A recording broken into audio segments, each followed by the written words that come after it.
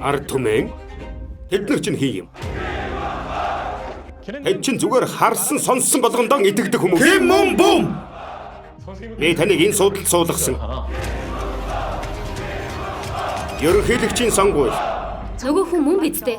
Ким дэвшигчийг 2 удаа ялуулсан хүн. Улс төрчийн стратеги. Ирээдүйн ерөнхийлөгчөөр ганц тэрвэрлж болох уу?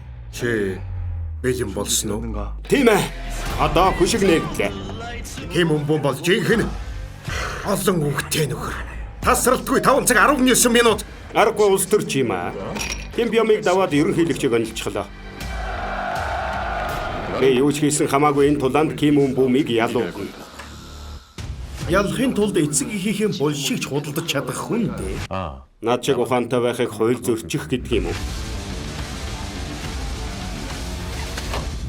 Бидэн ч гэсэн ийм мэдээ хэрэгтэй.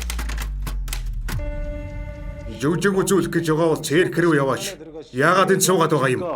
Яаж ялах нь чухал биш. Яагаад ялах ёстой вэ гэдэг нь чухал. Сонгуульд ялах. Найз минь, бид арчлыг бүтээж байгаа биз дээ. Эсвэл ард иргэдийн сэтгэлийг ялж авах. Чамд хочнор олсон сүүдэр гэж. Надад төлөөлөгчийн суудлыг өгөөрэй. Нар тусдаг албан өрөөнд ажил. За одоо ерөнхийлөгчийн сонгуульд нэр дэвшигчийг сонгох нууц санал хураалтыг эхлүүлье.